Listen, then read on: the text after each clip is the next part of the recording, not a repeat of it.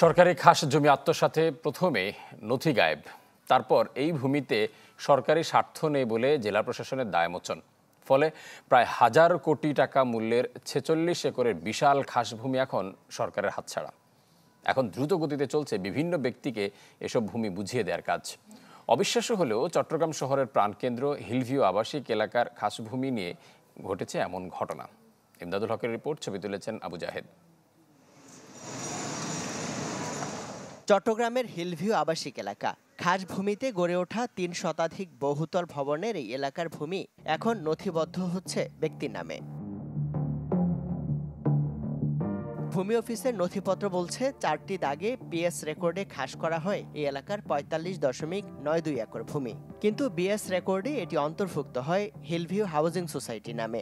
সরকারি খাস ভূমি কিভাবে ব্যক্তি মালিকানায় রূপান্তরিত হলো এ নিয়ে মামলা চলাকালে উদ্ঘাটন হয় ভয়াবহ তথ্য। খাস জমির তথ্য যে রেজিস্টার ৮-এ থাকে সেখানে উল্লিখিত ভূমির তালিকা আছে, কিন্তু তার সব কাগজপত্রই মহানগর ভূমি অফিস, চান্দগাঁও তফসিল অফিস কিংবা জেলা প্রশাসনের রেকর্ড রুম থেকে গায়েব করে দিয়েছে কে বা কারা।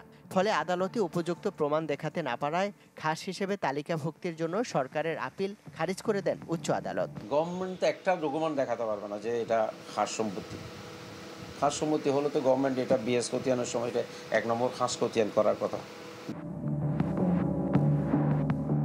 অভিযোগ, এই বিশাল ভূমি আয়ত্তে নিতে দীর্ঘদিন ধরে সক্রিয় ভূমিদস্যু ও ভূমি অফিসের একটি চক্র, যারা কৌশলে ৩ অফিস থেকেই সব কাগজপত্র গায়েব করেছে।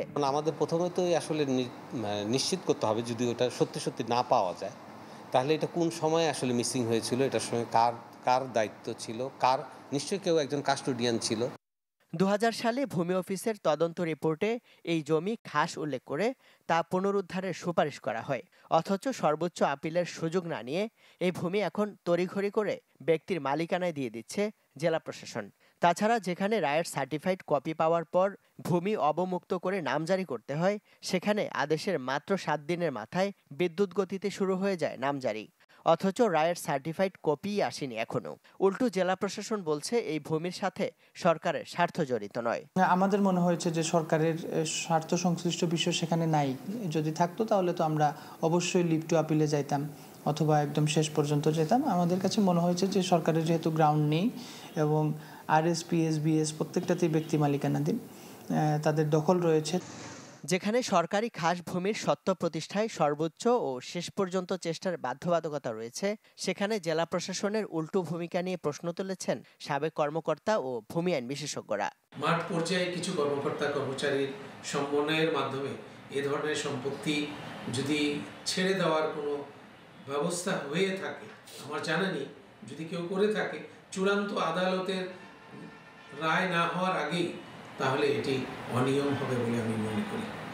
তথ্য বলছে হিলভিউর এই খাস ভূমির মধ্যে অন্তত ১৭৮টি নামজারি হয়ে গেছে। প্রায় ১,০০০ কোটি টাকার সরকারি এই খাস জমি কার ব্যর্থতা বা অনিয়ম দুর্নীতির কারণে ব্যক্তি মালিকানায় গেল তা খুঁজে বের করার কথা বলছে বিভাগীয় প্রশাসন। যদি প্রক্রিয়া অনুসরণ না করা হয় তাহলে তো সেটা বলা যায় যে এখানে এটা আসলে দুর্নীতির অংশ হবে, অসদাচরণের অংশ হবে, এবং সেজন্য যদি কেউ দায়ী হয়ে থাকে দায়ী ব্যক্তিদের বিরুদ্ধে ব্যবস্থা গ্রহণ করা হবে।